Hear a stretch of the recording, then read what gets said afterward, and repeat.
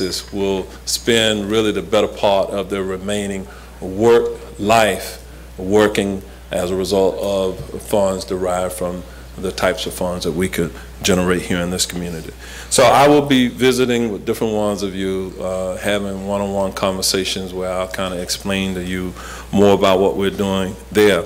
I will tell you that the first town hall meeting is this week, and you're invited. It's August 21st. It will be from 6 p.m. to 7:30 p.m. at the Links Central Station in downtown Orlando.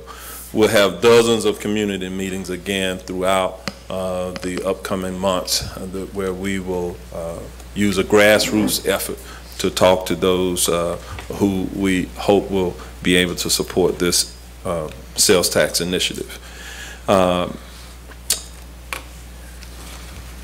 I think that's it in terms of some of the major things that we will be looking at as a county.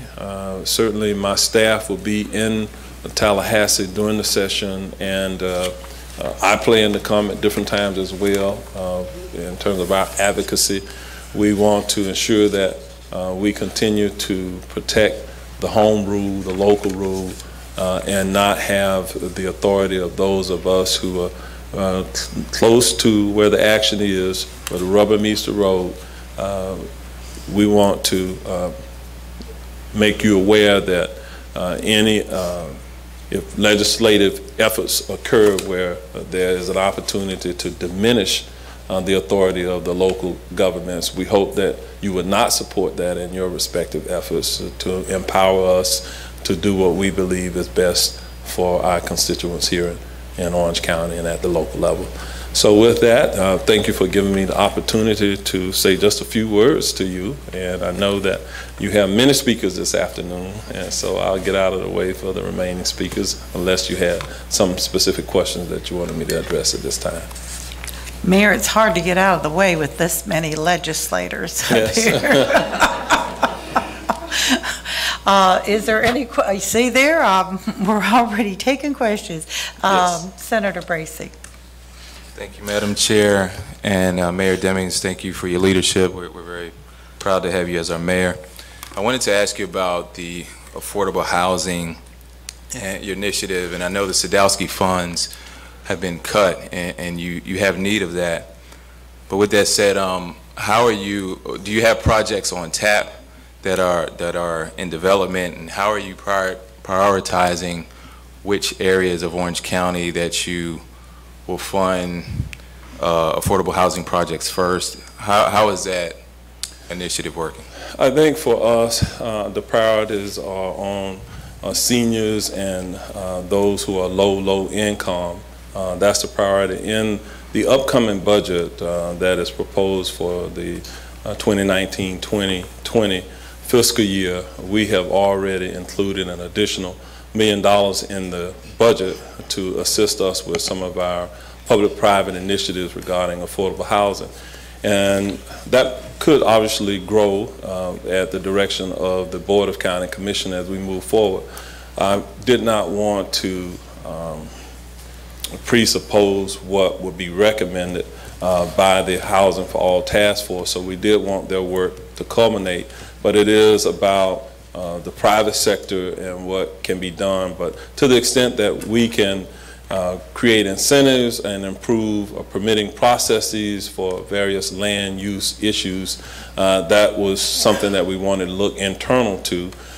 We believe that there has to be a change in the type of products that are being offered on the market in order to make it more affordable.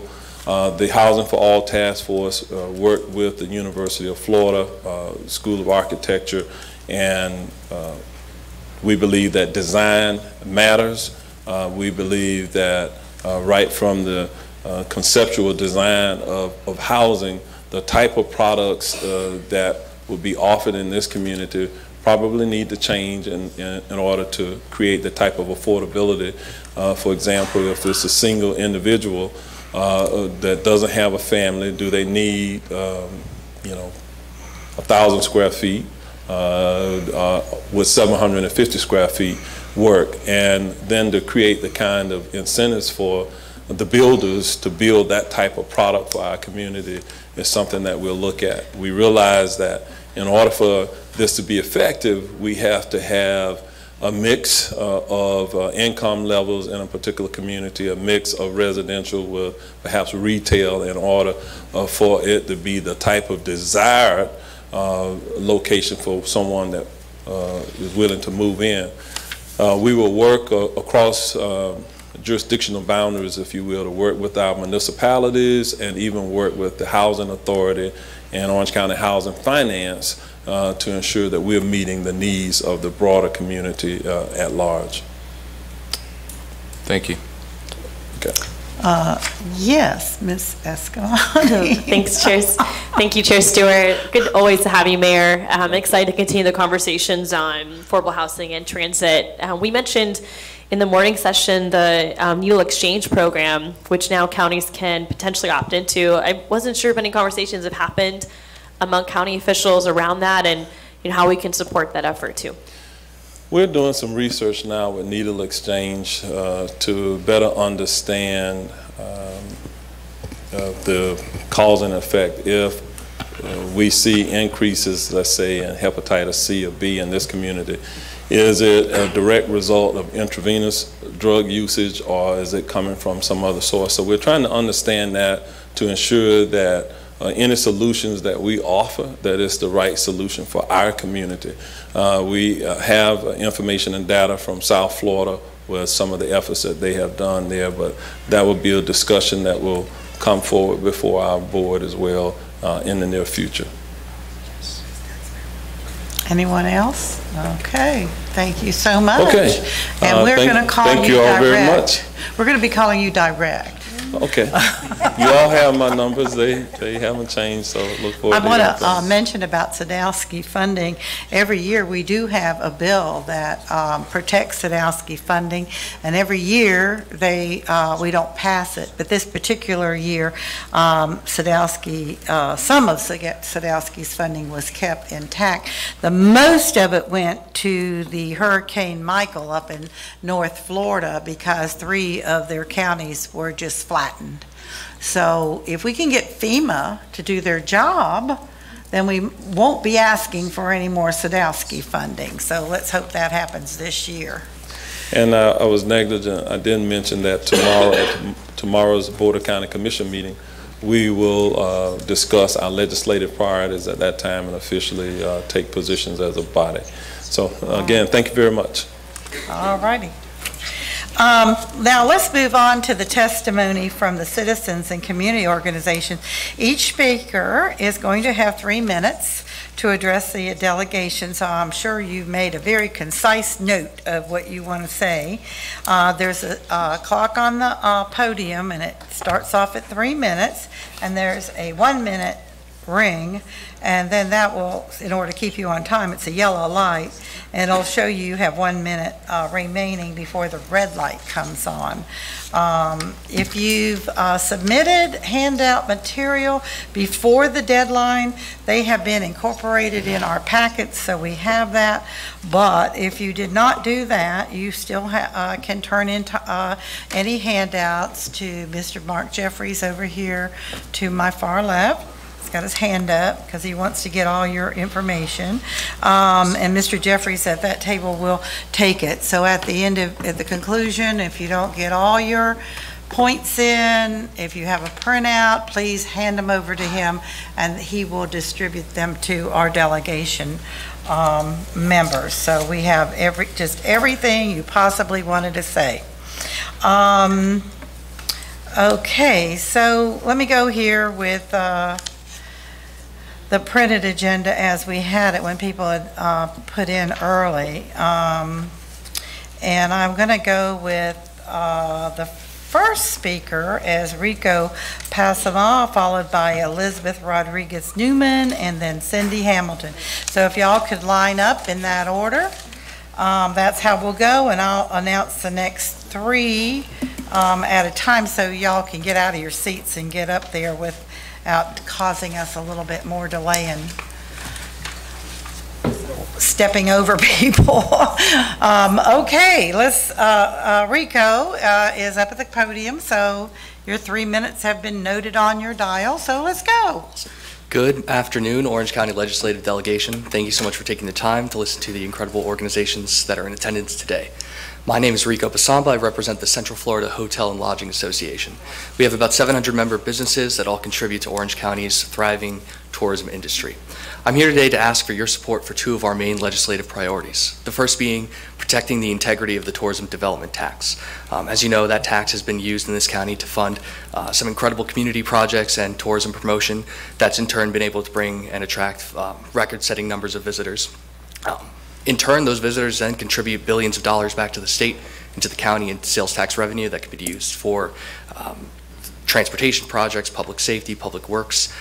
Any expansion to TDT could impact the county's ability to then attract more visitors year over year. Additionally, we call on your support to advocate for Visit Florida's reauthorization and funding. As you know, this organization plays a crucial role in the state's marketing efforts and then plays an even more critical role in crisis communications during natural disasters. Florida's thriving economy has in part to thank Visit Florida for their work year after year. So thank you so much for your time, and if you have any questions, I'm readily available by phone or email. Okay. Awesome. Great presentation. Thanks. I see no hands, so thank you. Elizabeth Rodriguez Newman with the Director of Development in United Arts of Central Florida. Good afternoon. My name is Elizabeth Rodriguez Newman, and I reside at 10007 Little Alcove Loop, Winter Garden, Florida. Good afternoon, legislators and fellow advocates. Again, my name is Elizabeth Rodriguez Newman, and I am the Director of Development for United Arts of Central Florida. United Arts is designated as the local arts agency of Orange County. We are the lead to raise and distribute funds to more than 60 cultural organizations and artists, secure and facilitate contracts for services, including vital pre-K to 12th grade educational programming, and provide management, administrative, and advisory services. United Arts is also a lead in statewide advocacy efforts, and we appreciate your support throughout last year's session to begin restoring arts funding statewide. So thank you for your efforts on that. I'm here to testify in support of the restoration of state arts funding of $43 million statewide to support the Florida Division of Cultural Affairs recommendations for competitive evaluated matching grants. At this time, the Division of Cultural Affairs has not completed their vetting process, but their working numbers for 2020 to 21 are 677 applicants with total requests of $62 million. We are asking for $43 million, however, which would be a return to the level of support that the state funded in fiscal year 2015. For Central Florida, full funding could mean an additional $5.2 million in arts and culture funding for 62 groups in the 4-county region. Orange County alone represents $4 million of that. Most of the programs supported by the DCA are focused on outreach and education to underserved populations. This type of public funding makes the arts accessible to all, not just those that can afford them. Last year, the DCA funding took a 94% cut, which was devastating to our cultural groups. This year, thanks to your efforts, the funding was brought to $21 million statewide. This roller coaster ride in arts funding has significant destabilizing effects in our sector. To give you a direct example, we use this funding to award up to $500 to public school teachers to enable them to underwrite cultural programs for their schools. These grants are so popular that within 48 hours of their availability, they're gone. Because of state funding cuts, we had to eliminate a large percentage of grants to teachers. The nonprofit arts in the state have a $4.7 billion impact and support over 247,000 jobs. Please invest in our children, our community, and boosting the economy by supporting arts and culture in Florida. A restoration to the level it was in 2015 at $43 million would go a long way to providing access to arts and cultural opportunities. Thank you.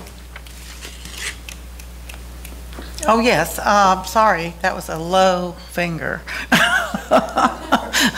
There you go. Representative Carlos. You're almost. Thank you, Chair Stewart. I just want to thank United Arts of Central Florida for the work that you're doing.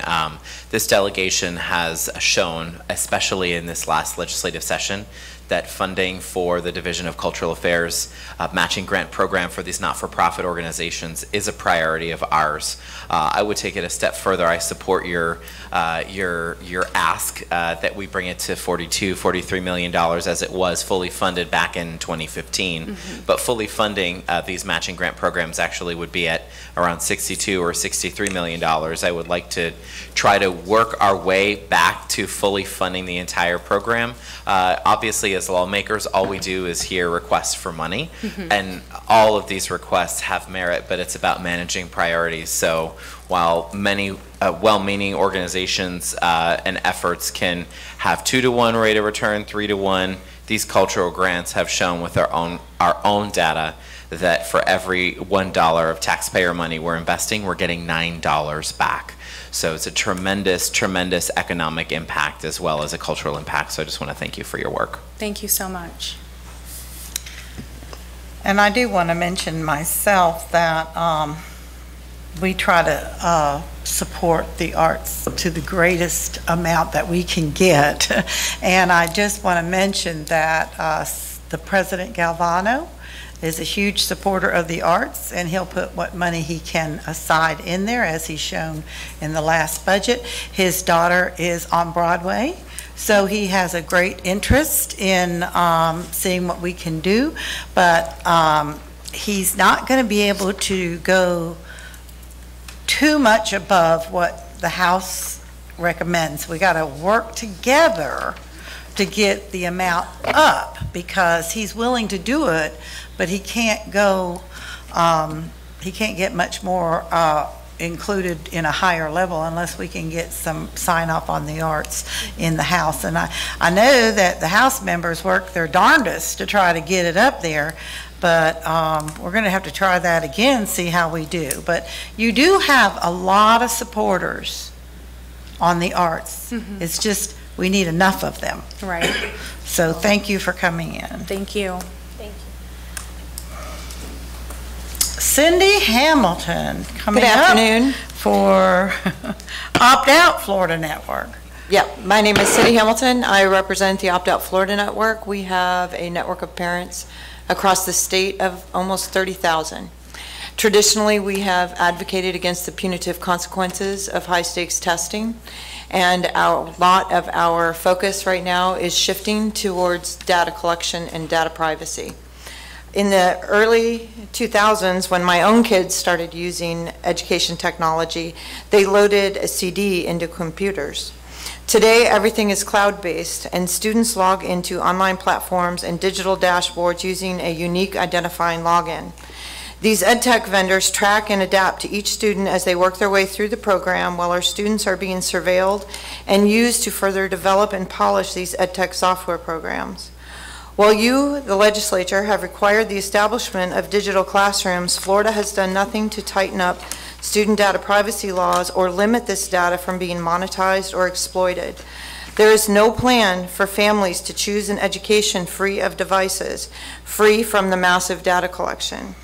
This past week, U.S. Senators Durbin, Markey, and Blumenthal sent letters to numerous education technology companies inquiring about data collection practices on American students. They raised concerns that the learning tools used by these companies could pose a serious risk to students, parents, educational institutions as a result of the potential for massive amounts of personal information to be stolen, collected, or sold without their permission or knowledge. They brought up the recent FBI warning that malicious use of data collected by EdTech could result in social engineering, bullying, tracking, identity theft, or other means for targeting children. These letters were sent to many EdTech companies that currently have products in our Florida schools. This would include iReady, Canvas, College Board, Pearson, Google, and Facebook, all being used in Orange County Public Schools. To quote the senators to the EdTech entities, we urge you to make clear to students that you are committed to transparent and fair data collection practices. We encourage you to adopt comprehensive data privacy policies that ensure your company is directly obtaining informed consent from parents and students and allows parents and students to fully delete, purge any data retained by your company. I think this is really great language myself, but I don't think these tech companies have any intention of giving up this cash cow. Personal data is the new gold mine. We are the product. As adults, we can make somewhat informed decisions if we are reading terms of service. But students are being mined without their informed consent. Parents will attempt to push back. They'll opt out of online platforms, specifically iReady, with unique identifying logins. But what are you going to do to protect data privacy? Thank you. Great. With a little time to spare. Are there any questions? Anyone? Thank you so much, Cindy. All right, I'm going to give you the next three. Marie Martinez, Operations Manager at Howard Phillips Center for Children and Families.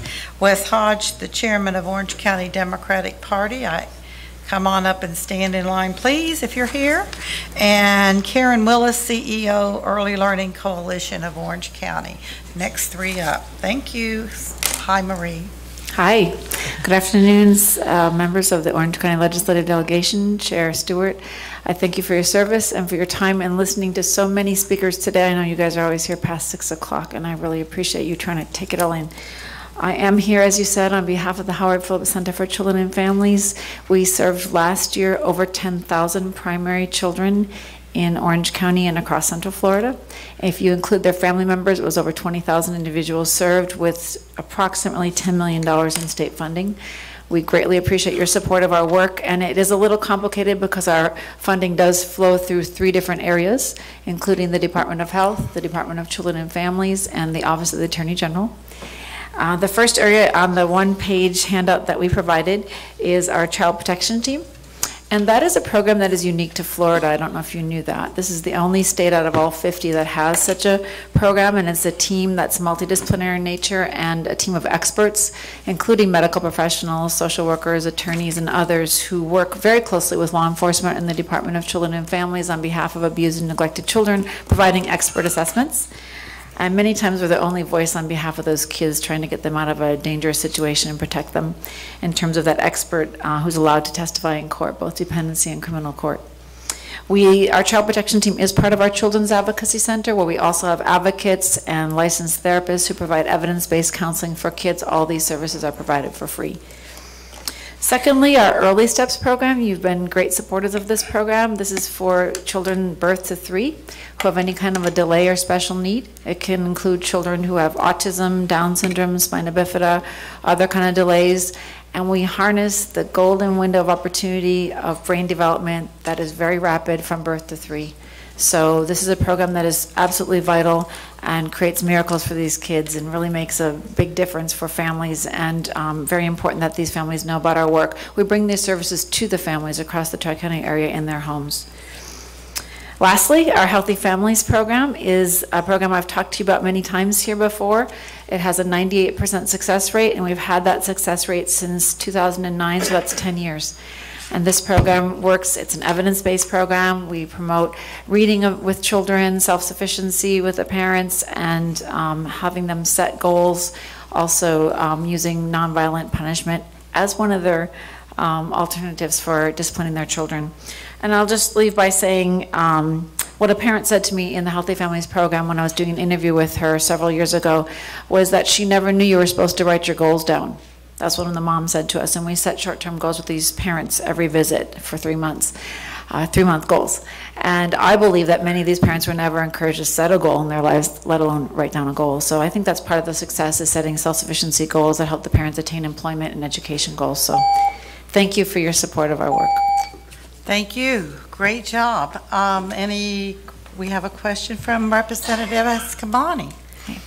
Thank you so much, Chair Stewart. Not a question, but just a thank you. I recently took a tour and really got to see all the layers of impact, whether it's the program with parents or the program with children who've experienced sexual trauma and assault. It's great to have you on the district, and we'll do our best to support your work.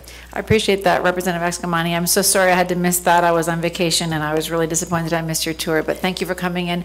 Many of you, as I said, most of you have come in, and we really appreciate that. We welcome those who haven't been in yet to come in and tour and hear more about our work and how we're utilizing the dollars you're allocating in Central Florida. I will just add that most of our programs tend to get about 10% of whatever amount is allocated in the state because there are so many young children here. So, thank you. Thank you. Is Wes Hodge here? I'm Wes Hodge today. You are. You look much better, Wes.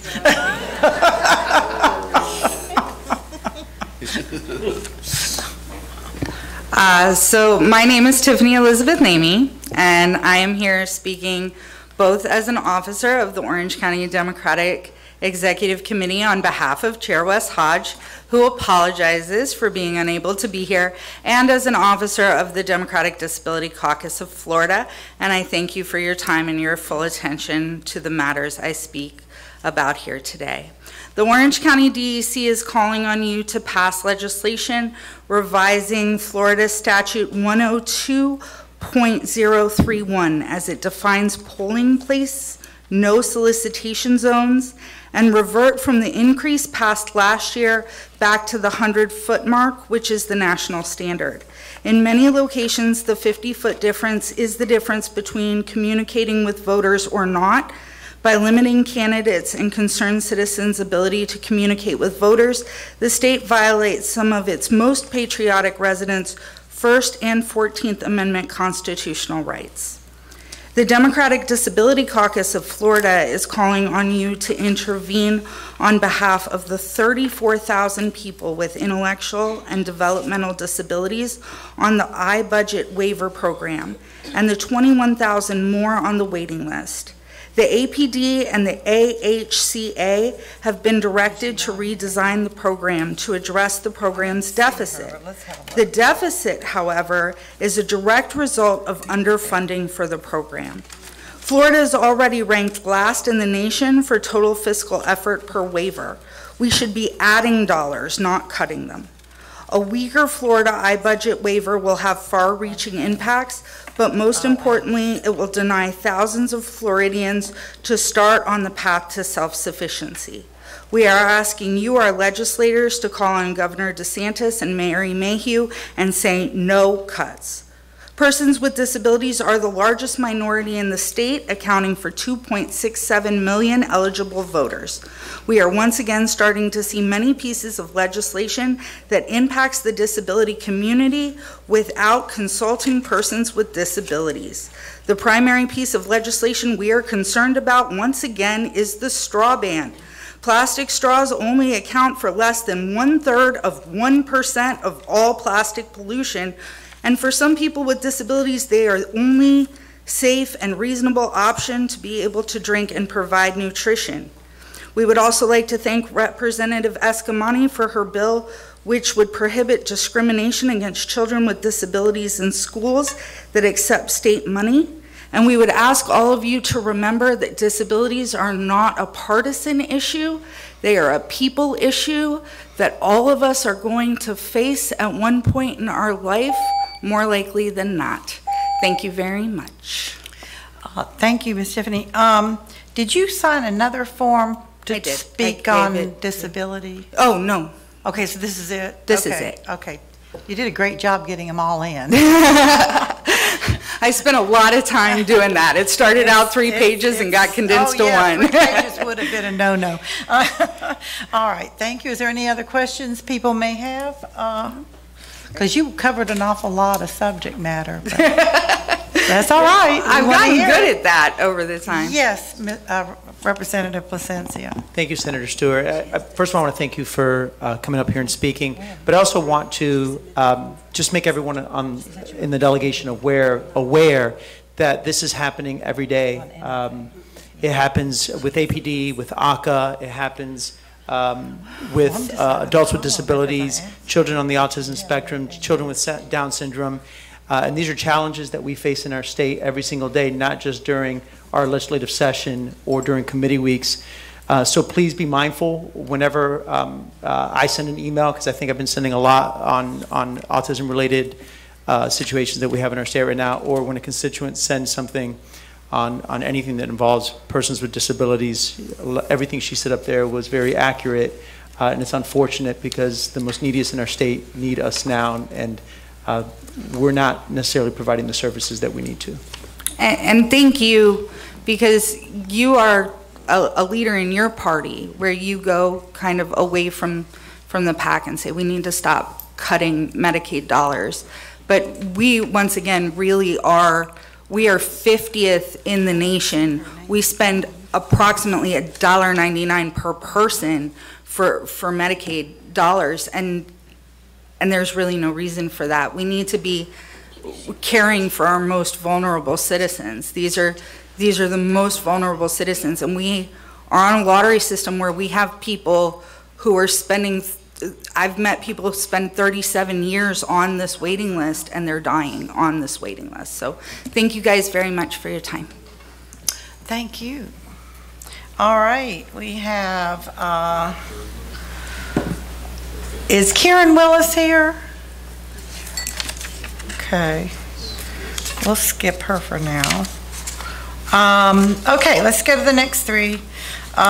We have Marnie Stallman with the Executive Director for Conducive Education Center. Then we have John Rivers, CEO of Four Rivers and Chairman. And then we have Chris Brown, Executive Director of the Orlando Repertoire Theater. Good afternoon, delegation. Thank you. I'm here today to extend an invitation and make a request. I am the Executive Director of the Conducive Education Center of Orlando, CECO. Founded 18 years ago, CECO is a center for children and adults with severe neurological motor disabilities like cerebral palsy. Within our center, we also have a private school that is eligible for McKay and Gardner Scholarship recipients. Central Florida is a wonderful, diverse community. However, individuals with disabilities still suffer from discrimination and segregation. Representative Escamani in particular has taken up, rightly so, the mantle recently on House Bill 45, which has anti-discrimination ramifications. As a private school, CECO is solidly in support of any effort to reduce discrimination and would like to issue to the entire delegation an invitation to tour CECO now, so that you may see a best practice example of a McKay Gardner Scholarship School right here in Representative Escamani's district. Our students are thriving thanks to this funding opportunity that is available to them, and we would like to serve as an example of how to get it right. Now my ask. The iBudget Medicaid waiver administered by the Agencies for Disabilities and its $1 billion program to provide home and community-based support and services is currently under review for redesign. Like in 2011, when the disabilities community rallied and succeeded against former Governor Rick Scott's ordered deep reductions to the Medicaid rate, we are vigorously asking for your support now. The program now being redesigned is only 6 years old since its initial implementation, less time than many people have spent on the waiting list for services. We ask that you invest your time to become part of our advocacy efforts in blocking the iBudget program, becoming part of a statewide Medicaid managed care program. Our greatest fear is that in this review, cutbacks will be recommended to the existing program because of long-running deficits and the need for budget predictability, and that data from a survey by a governor-appointed council, the Florida Developmental Disabilities Council, will be used to justify these cuts over a question that asks participants to identify which services they needed least. Individuals with disabilities should not be asked to choose between essential support services in any effort to create budget predictability for a state that has routinely underfunded this group of its most vulnerable citizens. Thank you. Thank you. And we have a question from Representative Escamani. Thank you, Chair Stewart, and thank you so much, Marnie. And I've had the chance to actually tour CECO many months ago, and it is a fantastic organization, to your point, demonstrating what is possible when we smartly allocate public dollars towards groups that are serving a very unique and important need. My question for you is, my understanding from the tour, so please correct me if I don't remember this correctly, but scholarships only go so far when it comes to age. And our young folks in this circumstance can age out receiving that one-on-one attention. So what's next for them? Is the MedWave program pretty much their only option to receiving care into adulthood? That is correct, and that's why we're vigorously in opposition for going into a Medicaid managed care process. These individuals, aside from, as it's been noted previously, have been waiting sometimes decades to get up onto that list for funding. That is their only current option, and it will be devastating for the families to receive any sort of reductions for these individuals who have a lifetime of wonderful things ahead of them. Yeah, thank you. Thank you. Follow up? No? No follow up? Guess not. Okay, next we have, well, let's see. John Rivers. How are you today? Wonderful, thank you. Thank you so much for having me here today. We're glad to have you. You have some great news. I do, thank you. We're very excited about it. First, let me say thank you for all of your support last year. As many of you know, we went through the APR process, and we had the wonderful support of Senator Bracy and Representative Anton, and thank you so much for that. We were awarded $650,000, which we were very grateful for. Unfortunately, we didn't make the last cut and were vetoed, but that's okay. We'll go back and do it again this year. Before I tell you about what our project is, let me tell you why we're doing this. This is being done through our foundation. This is 100% not-for-profit to give back to the community and specifically to help the kids in Orange County Public School. And we found out that 1 out of every 5 students at Orange County Public School today lives in food insecurity, meaning most of them, that's the only meal that they get to eat during the entire day. That motivated us to do something. And we also found out that there are over 972 million pounds of produce in the state of Florida that's produced every year that never comes to market, gets retailed, or it goes into landfills. When you have that much of surplus and excess, when you have that many kids that are hungry, you have to do something. What we've proposed, and we're in our 2nd year of it now, is it's a public and private sector program where we've come together with wonderful organizations. Advent Hospital is our partner in this. Dr. Phillips is one of our key partners and supporters, Valencia College, OUC, and the City of Orlando, and of course Orange County Public School. What we're proposing is to build a 40-acre campus, farm, and agricultural center to teach kids and students about the newest technology and about farming, get them excited about agriculture, teach them about nutrition, show them how important it is in their lifestyle, bring local farmers in, show them the newest technology so that they're not one of the 330 farmers who lose their farm every week in the United States today.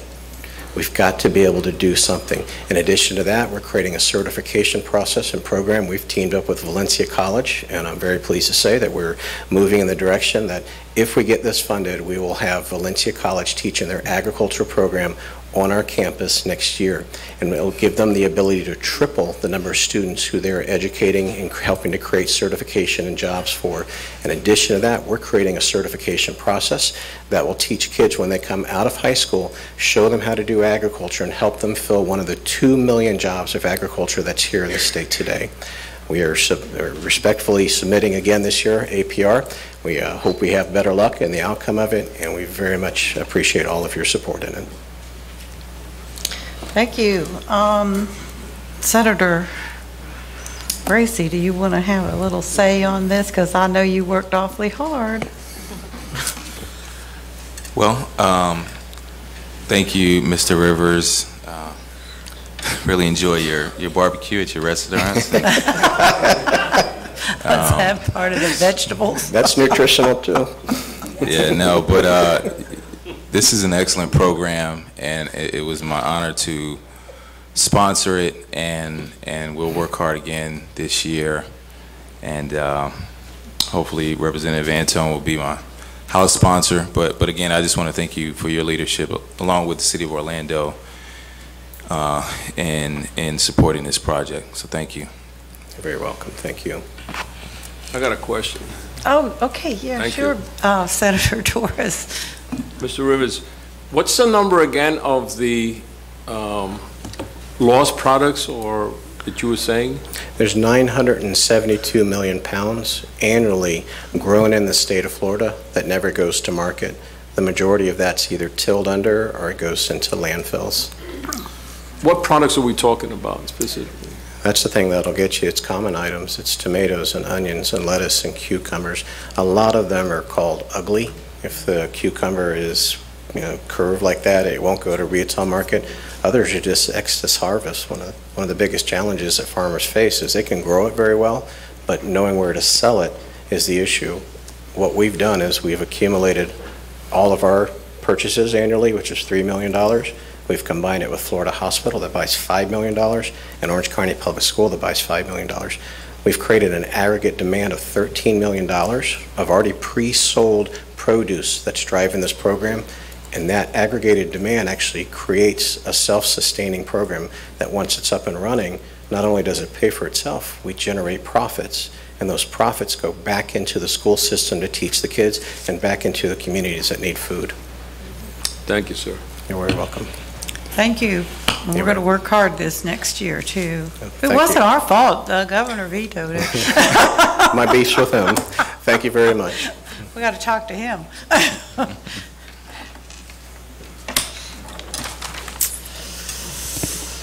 Good afternoon. Thanks for having me. Chris Brown from 8402 Banyan Boulevard in Orlando. That's down in Dr. Phillips. Today I'm representing Orlando Repertory Theater. I'm the new executive director at the Rep. I've been there about 10 years though in other roles. Today I'm here to ask for you to please restore funding to the Division of Cultural Affairs grant programs in the upcoming session. The last time we saw full funding was in 2015, as you know. It's $43 million. In my roles at the Rep, I've seen firsthand the instability created when these funds are dramatically slashed from year to year. It impacts sustainability, our ability to plan, and stable business practices. Representative Guillermo Smith mentioned it a minute ago. The arts provided 9-to-1 return on investment back into the community. And if you blow that up nationally, it's impacted our economy to the tune of $760 billion, which is more than transportation or agriculture. Not only that, each grant has been rigorously vetted with an established objective process, artistic quality, fiscal management, and 4 years of budget information, all by an independent panel. At Orlando Repertory Theater, we support mental health and emotional well-being. We strengthen literacy and pre-literacy skills, and we encourage imagination and creative thought, all through theater designed specifically for children. One of our most important projects is the implementation of arts integration curriculum, where we bring theater technique and tools into non-theater classrooms. One such program, called iPlay, is doing groundbreaking work right now in over a dozen pre-K dual language classrooms in Orange County. We're using theater to strengthen reading comprehension, vocabulary, and other skills in early childhood, where these skills are foundational and essential. This particular program instructs immersively in both English and in Spanish. Programs like these are funded solely through grant dollars, so they're very crucial to our operation.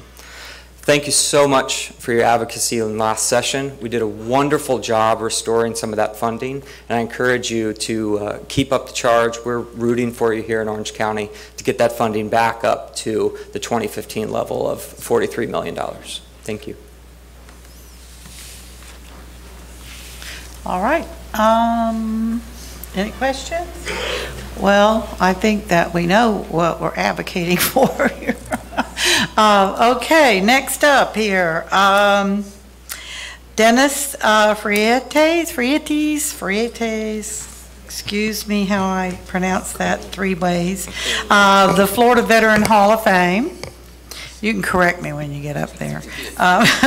Gail Garvin, the chair of Board Healthy Start Coalition, next up.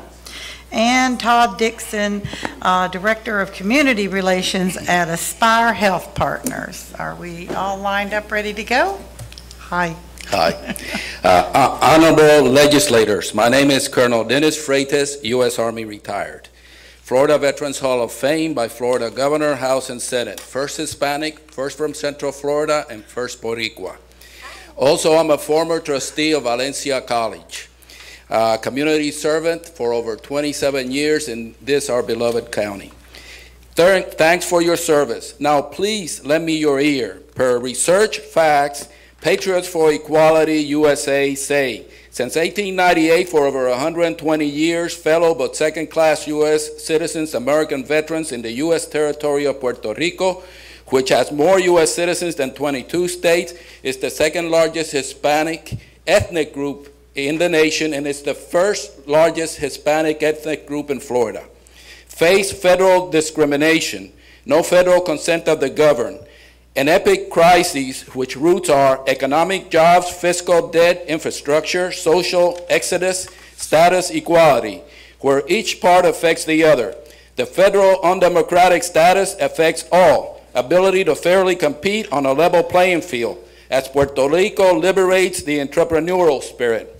Hispanic Puerto Ricans are hardworking and loyal U.S. citizen American veterans, part of our diverse We the People. but U.S. citizens in Puerto Rico incongruently can't vote for their U.S. president, don't have just representation in our U.S. Congress that determines their destiny, nor parity in federal laws, nor permanent statutory U.S. citizenship, are under the undemocratic control of our U.S. Congress. This is an American issue that strikes at the heart and soul of our U.S. Republic, a government of, by, and for the people. Plus about 1 million Puerto Ricans in Florida, your constituents, don't have permanent U.S. citizenship, even if residing in any state like me. So we respectfully ask for your support. Fair treatment for all the people includes your constituents. Send resolution or letter to U.S. President, U.S. Congress to provide equal rights for all, not just some. Solve concurrently the epic 120-year Puerto Rican crisis, preferably through statehood. Please see draft enclosed. Second, please honor the U.S. 65th Infantry Regiment, the Borinqueniers, winners of the Congressional Gold Medal, highest honor our U.S. Congress and U.S. President can bestow, by working with Orange County to name a street or do some other good recognition. Our loyal Borinqueniers sacrificed a lot for us as they fought courageously for you, even while facing racism and federal discrimination that also Puerto Ricans, U.S. veterans to this day face under our noble U.S. flag. And this is a patriot speaking. All united with truth, reason, courage, and civic action for the good of all. Family, community, state or territory, USA, and humanity. Thank you. Are there any questions? Well, you did pretty good covering things, but there might be a question. I knew Senator Torres would have a question.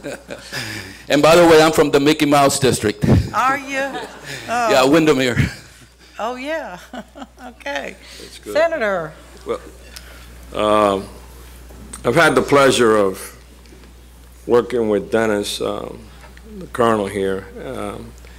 I'm a veteran myself, and right now, the Senate President has asked me to serve on the Hall of Fame board for the state of Florida for the next 4 years. So I'm honored that he gave me the opportunity. And Dennis has approached several times on this issue, the issues that our countrymen from Puerto Rico who served this country loyally. And in my family, we have generations that have served in every war, but still, by living in Puerto Rico, never had the opportunity to vote for the president unless they lived stateside. And we spoke briefly outside, and he is working on currently with congressional leadership at this time. And as soon as he gets that information, he's going to forward that to me as well, so we can work together on this. So I look forward to working with you, Dennis, on this issue. Thank you, and like they say in the Marines, Semper Fi, hoorah! Uh-oh. Any other questions? And what do you say, Senator? The senator is a Marine. I'm Army. I say hoorah! Thank you so much, and we do know that you are the biggest advocate, and we see you at all the meetings. So thank you for your continued support and coming out and being adamant about everything you do. So that helps a lot. Thank you again. Thank you, Madam Chair, and thank you, this honorable delegation. Thank you. Gail Garvin, with who's the chair of the board of the Healthy Start. Yep. Oh, well. Gail, how are you? Good afternoon. My name is Gail. No, I'm just kidding. My name is Jimmy Tercero, and I come on behalf of Gail Garber. Could you spell that? Jimmy? Jimmy, yes. And the last name? Tercero, Tercero. Thank you. Thank you for your time. I'm the vice chair of the Healthy Start Coalition Board of Directors. And we are a diverse board, about 20 individuals who represent area businesses, government, healthcare, social services, clients, and citizens. We are all voters and taxpayers with keen interest is improving maternal and child healthcare, because we know it is a good investment. don't you think? So the research shows for every dollar, we spent about $7, and it is saved in a deeper end cost. As you know, Healthy Start was created 25 years ago to reduce infant mortality and improve birth outcomes. We have been successful in doing this, especially considering we have never been fully funded. That is something for us to think about. Every year, the need increases. This past year, we served more than 7,000 women and infants in Orange County. Not everybody can say that at this time. So I'm very proud to be part of the Healthy Start organization. While we have always seen a need for diapers, cribs, and car seats, we are now seeing a need for housing and food as well. Accessing Medicare, Medicaid, is an ongoing issue for us. The process can be difficult to navigate for our clients. And of course, we still have the issue of the undocumented being ineligible, even though their baby will be a citizen as well. We also know that about half of all the pregnancies are unplanned, and since the research clearly shows the health of the mother prior to pregnancy largely determines the health of the baby, we have the need for ongoing access to health care and family planning services. Chronic diseases could be identified and other medical advice given, such as the importance of taking folic acid to prevent certain birth defects prior to pregnancy, which would ensure healthier birth outcomes and save dollars to the county. We still fight on misperception that Healthy Start is just for the poor, but now anyone can be at risk for a poor birth outcome. Now, the last thing I wanted to say is that the birth defects, learning disabilities, behavioral problems, and academic failure, and juvenile justice involvement, therefore causing an anguish in the family, is costing the state in dollars and productivity. So we are grateful for your past support. We urge you as well for current support in increasing the dollars and the Healthy Start program. Thank you so much for your time.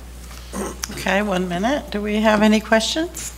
We do. Representative Escamani.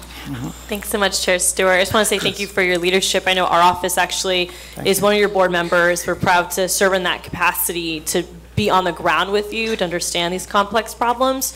And the DOH director, interim director, has said that he'll be working to invest more in prenatal and postnatal care.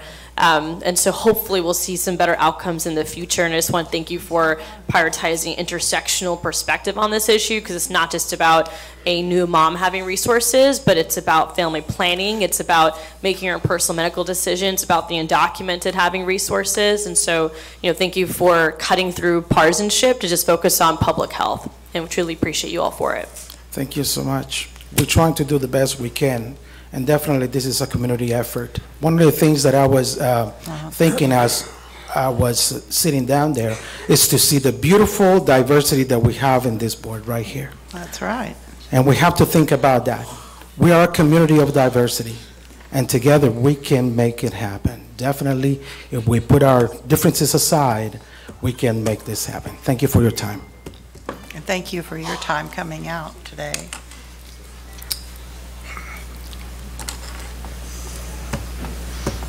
I think we've got Todd coming up. Yep.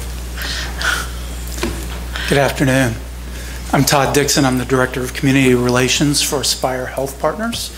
I want to start by thanking those of you who were able to join us a couple of weeks ago at the reception at our facility.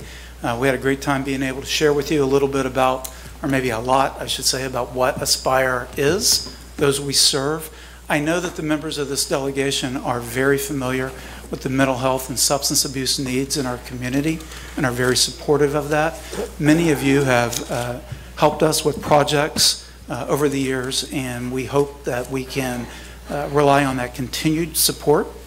What I do want to talk to you today about is something that you may not know, and that is that despite the belief when everyone left Tallahassee last year that mental health funding was fully supported and funded and increased, that in fact in some ways we saw significant reductions. Here in Central Florida alone, we're looking at more than $1.5 million in reductions to funded programs, services that we had last year that will not exist in the coming year. We all know the need. We know that it continues to grow. We are facing multiple problems, whether it's the opioid epidemic or the growing mental health concerns that we see in our schools and throughout the community. So we just ask that we look at those things closer, that we hold your peers accountable, that when they say they're going to support the services, that they truly do. And we just want to thank you for all that you do and your help. And that's really it. I'd be happy to take any questions that you have. Thank you. Thank you. Let's see here. Do we have questions? Well, thank you. So far, I haven't seen any questions, but thank you. You did a good presentation. No questions. Okay, next up is Douglas Love Ramos. He's the managing director of Orlando Shakes. How are you? Come on up. Jimmy Clarity, he is with Director of Health Strategies, American Heart Association, and Katherine Mcmanus, President and CEO, Habitat for Humanity of the Greater Orlando and Osceola County. Everybody stand up and let's go. Hey, my name is Douglas Love Ramos. I am the new Managing Director of Orlando Shakespeare Theater, Orlando Shakes. Prior to Orlando, I ran professional theaters in Chicago and San Francisco, Denver, and Miami. And I'd like to introduce you today to one of the many efforts that benefits from the funding that comes from the state, and that is our digital outreach program.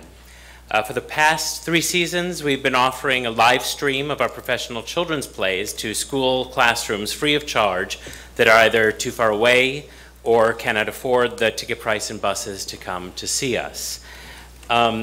More than 15,000 students in more than 100 schools, including 59% Title I schools, have experienced, have gotten access to our productions through our live streaming free of charge. 40% of those kids, if not more, are seeing a theatrical production for the very first time.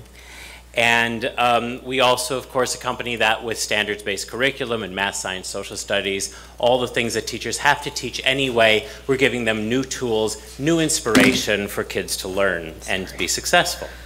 Orlando Shakes, in partnership with UCF, is in its 31st season of professional theater, offering classics, contemporary, and children's productions in the Lounge Shakespeare Center in Lock Haven Park. With increased funding, of course, we can bring this exceptional program to twice as many students and all Title I schools. We'd also like to expand our program to offer older students their very first experiencing Shakespeare, even if they cannot get to our theater in person. So we support you. We thank you for the effort that you've made to restore our funding this far, and also, of course, support you in your ask to get the funding level back to the 2015 level of $43 million. So thank you for your time and attention and your commitment to the arts. And I know we have a few people, like Senator Bracy and... Say something. Huh? I will say something too. Oh, and Representative Escamani would like to say something, so we'll go Bracy, Escamani. Thank you. Thank you, Madam Chair. I was just curious, when you talked about the Title I schools that you bring the productions to, how does that work? Do you perform at their auditorium, or do you perform in a classroom?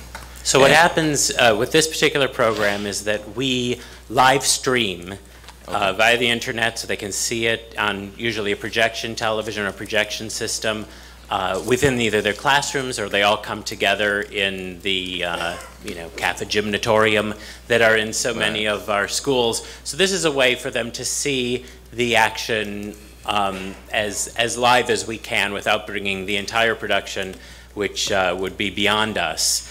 We do bring various workshops and preview programs into the schools, and of course so many of the Title I schools in Orange County have funding and initiative to come and see us in our theater, so we serve so many of those students that way as well.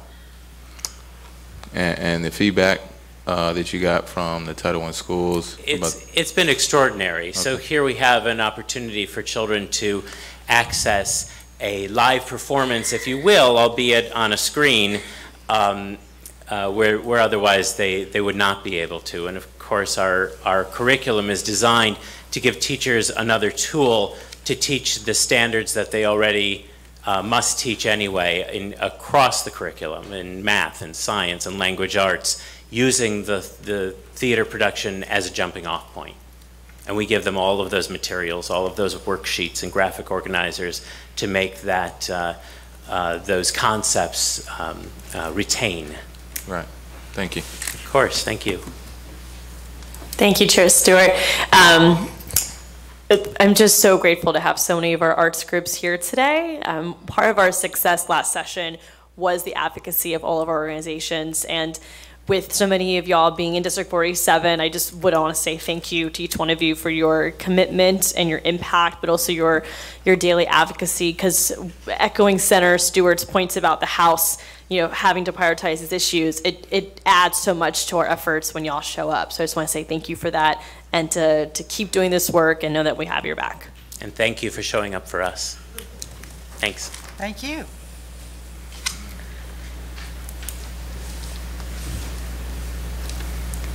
Good afternoon. I'm Katherine Mcmanus, President and CEO of Habitat for Humanity of Greater Orlando and Osceola County.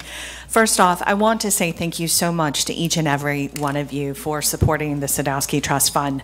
While we did not get what we had hoped, we are thankful for what we do have. I wanted to update you briefly on affordable housing and the impact Habitat for Humanity is making through the SHIP program. Through down payment assistance, our home buyers are able to access up to $30,000 of assistance in allowing the cost of their home to decrease and become affordable, along with any subsidies that Habitat might provide. In the city of Kissimmee, we used SHIP programming to help rehab a woman's home.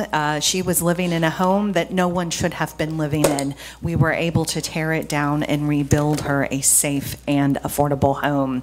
However, because of the lack of Sadowski Trust Fund in its full glory coming to Central Florida, we do have a woman who is about to purchase a home within the city of Orlando. She will receive no down payment assistance because they are already out of their a little more than $300,000. Here's what I'm hoping that you'll consider, and that you're talking with your peers across the aisle as well. The cost of home has become too expensive. People in Central Florida, 1 in 3 people are having to pay more than 50% of their income just on housing alone. What does that mean? That means that they're going without food, they're going without medicine, they're going without other educational opportunities or childcare, or that one new training program that's going to allow them to make a better wage. The cost of home should not impact your ability to be the best community citizen that you can be. Unfortunately, it is. And I implore you, as you have been doing, to please focus on any type of policy or advocacy that you can to help promote both home ownership programs and rental programs. They are all important. Central Florida is #1 within our country for all of the wrong reasons, and that's because of our lack of affordable housing. We're trying to do what we can, but we must work hand in hand with not only those in our community, but with all of you sitting in front of me. Thank you for what you're doing. I know I've met with most of you individually. Many of you have come out to our job site. I know Representative Brown was out there swinging a hammer with us just a few months ago. Senator Bracy has attended our community coalition meetings where together as a collective we're trying to determine the best ways. Representative Antone, and of course, Senator Torres in Osceola County. Thank you for what you're doing. We are here to try and help our community.